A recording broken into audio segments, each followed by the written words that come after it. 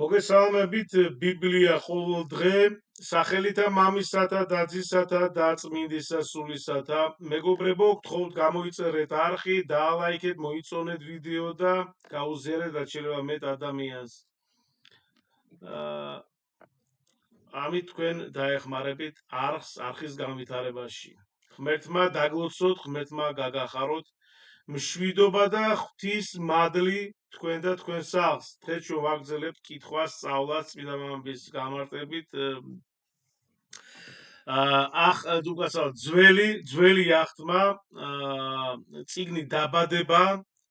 ძველი აღთმა წიგნი დაბადება თავი 29 დაიძრა იაკობი და წავიდა კედემის ძეთა ქვეყნისაკენ იოანე ოქროპირი ამბობს, რომ გზა სულიერი მოგზაურობის დასაწყის ნიშნავს, მეგობრებო. ბასილი დიდი. სულიერი წინსვლა ღვთის ნებართვით იწყება. შემდეგ, ხედავს ჭარ, არის ველზე და ცხრის სამი ფარა წევს მის მახლობლად, რადგან ამ ჭიდან არწულებდნენ ფარებს, დიდი ლოდი ახურავს ჭის პირს. იქ იკრიბებოდა ყველა წყემსი. გადააგორებდნენ ლოდს ჭის პირიდან და არწულებდნენ სხვას. მერე ისევ დახურავდნენ ჭის პირს ამ ლოდით. ესე იგი ადამიანური სამუშაო შეთანხმება ხო სულიერი ერთიანობის ისტორიის გვასწავლის. ხო თანამშრომლობა და წესრიგი სულიერი წარმატების საფუძველია. უთხრა მათ იაკობმა სადაურები ხართ ძმებო მიუგეს ხარანელები ვართ უთხრა მათ თუ იცნობთ ლაბანს ნახორის ძეს მიუგეს ვიცნობთ უთხრა ხომ მშვიდობითაა მიუგეს მშვიდობითაა აგერ რახელიც მისი ასული ცხვარს მოყვებაო მშვიდობიანი გარემო ხელს უწყობს სულიერი ურთიერთობის განვითარებას მეგობრებო ეფრემ ასური ღმერთის ნება მშვიდობის მიღწევაში გვიჩვენებს გზას შემდეგ მეშვიდე მუხლი უთხრა ჯერ ხომ არ გასულა დღე ადრეა საქონლის თავმოყრა დაარწმუნეთ სხვარი წყალსხი და აძოვეთ უთხრეს ვერ წავალთ ვიდრე მთლიანად არ შეიყრება ფარა და ამლოს არ გადმოაგორებენ ჭის პირიდან მხოლოდ მაშინ დავარწმუნებთ სხვას აი ეფრემ ასურისთვის მოთმინება სულიერი ზრდის მნიშვნელოვანი თვისება სულიერი ზრდის მნიშვნელოვანი თვისება ხო მოთმინება როგორც ჭირდება ყველას მოთმინება შემდეგ ამ ლაპარაკში იყო იაკობი როცა მოვიდა რახელი ლაბანის ასული მამამისის სხვართან ერთად რადგან იგი წემსავდა მას როგორც კი დაინახა იაკობმა რახელი თავისი დედიზმის ლაბანის ასული და მისი სხვარი მივიდა ჭასთან გადააგორა ლოდი და დაარწმუნა თავისი დედიზმის ლაბანის სხვარი აკოცა იაკობმა რახელს და ხმამაღლა ატირდა სიყვარული და სიხარული ღვთის კურთხევის ნიშანია მეგობრებო იქ იოანე ოქროპირი ემოციური სისუფთავე სულიერი სიხარულის გამოვლინება შემდეგ მე-12 მუხლი გამოუცხადა იაკობმა რახელს მამა შენის სახლი კაცი ვარ რებეკას შვილი ვარო გაიქცა ქალი და მამა შეატყობინა რომ გაიგო ლაბანმა თავისი დისწulis იაკობის მოსვლის ამბავი გამოიცა მის შესაგებებლად გადაეხვია გადაკოსნა და სახლში შეიყვანა მანაც ყველაფერი უამბო ლაბანს უთხრა ლაბანმა ნამდვილად ჩემი ძვალი და ხორცი ხარ და დარჩა მასთან იაკობი მთელი 1 თვე სულიერი შთამომავლობა ოჯახის ერთიანობაში ჩანს იოანე ოქროპირი ნათესაური კავშირი ღვთის განგებულებას ასრულებს. შემდეგი 15 მუხლი. უთხრა ლაბანმა იაკობს: ჩემი სახლი კაცი ხომ ხარ? უსასყიდლოდ ხომ არ უნდა მემსახურო, მითხარი, რა მოგცე ქირად? ორი ასული ყავდა ლაბანს, უფროს სახელად ლეა ერქვა, უმცროს რახელი. ლეას სუსტი თვალები ჰქონდა, რახელი მშვენიერი იყო ტანად და პირად. ესე იგი სილამაზე, მეგობრებო და სისუსტე ხო აი სულიერი გაკვეთილის მაგალითები არის. ივანე ოქროპირი გარეგნული სხვაობა შინაგან ღირებულებას არ განსაზღვრავს. ეხლა იაკობს შეუყვარდა რახელი. შეუყვარდა იაკობს რახელი და უთხრა ლაბანს: 7 წელიწადს გემსახურები რახელისთვის შენი უმცროსი ასულისთვის. უთხრა ლაბანმა: მიჯობს შენ მოგცე იგი ვიდრე ვისმე სხვას, იცხოვრე ჩემთან. მსახურობდა იაკობი რახელისთვის 7 წელიწადს და რახელის სიყვარულის გამო რამდენიმე დღედ ეჩვენა ეს დრო.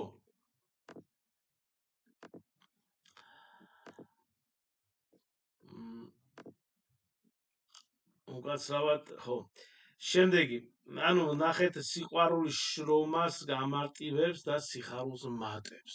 ხო, ივანე ოქროპირის თქმით, ნება ღვთისა შრომის შედეგად სულიერი სიმშვიდეს აძლევს. უთხრა იაკობა ლაბანს: მომეცი ჩემი ცოლი, რადგან ვადა გასულია და უნდა შევიდე მასთანო. დაპირების შესრულება სულიერი ვალდებულების ნიშანია, ხო, სიმართლის მიღწევა და ნდობა სულიერი ზრდის საფუძველია. შემდეგ 22 მუხლი. შეყარა იმ ადგილას კაცები ლაბანმა და გამართა ლხინი, ქორწილისავით, რაღაც დაახლოებით. ივანე ოქროპირი, სიხარული და საზოგადოებრივი აღნიშვნა სულიერი აღსრულების ნიშანია. ბასილი დიდი ამბობს, რომ თანამეგობრობის მონაწილეობა აღსრულებაში კურთხევაა.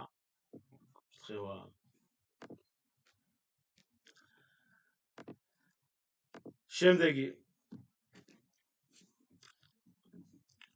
საღამოს ჟამს მოკიდა ხელი ლეას, აღარ რახელს უმცროს, არამედ ლეას, თავისი ასულს, უფროსი იყო ლეა, და მიუყვანა მას. იაკობიც შევიდა ქალთან, მისცა ლაბანმა თავისი მხევალი ზილფა მხევლად თავის ასულს ლეას.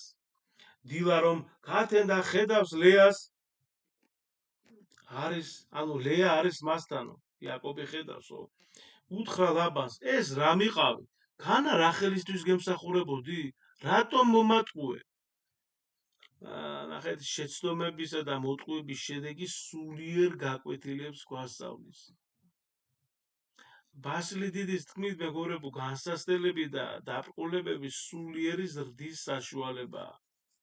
შემდეგ რას ეუბნება ახლა ლაბანი, ნახეთ 26 მუხლი, ხო.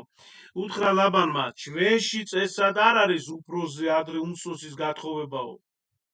წესრიგი და კანონი ოჯახზე სულიერი წესრიგის საფუძველია. რეგულაციები ადამიანის სწავლების საშუალებას აძლევს და ესე იგი სულიერ ზრდას უწყობს ხელს.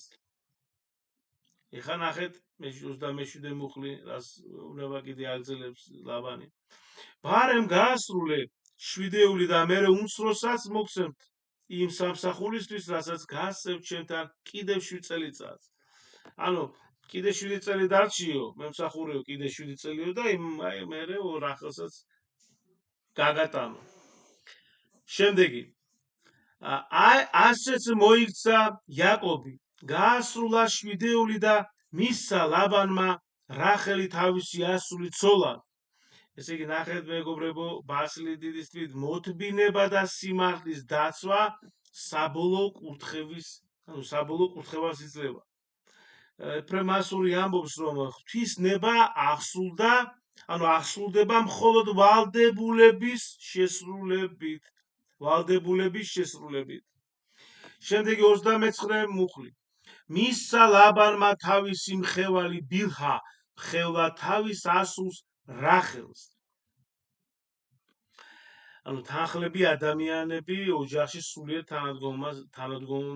თანადგომის ნიშანი არის, ხო? ბასილი დიდის თქმით შემწეობით აღძრული დახმარება ნდობისა და ერთობის ნიშანია. შევიდა იაკობი რახელთანაც და ლეაზე უფრო შეუყვარდა რახელი და მსახურობდა ლაბანთან კიდევ 7 წელიწადს. დაინახა უფალმა, რომ მოძულებული იყო ლია და გაუხსნა მას საშო. რახელი კი გასავთ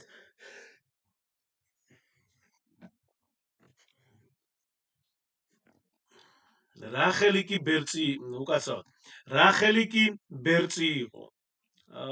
ნახეთ, დაორსულდა ლია და შვა ვაჟი და დაარქვა სახელად რუბენი, რადგან თქვა უფალმა მომხედა გაჭირვებაში ამიერიდან შემიყვარებს ჩემი ქმარი.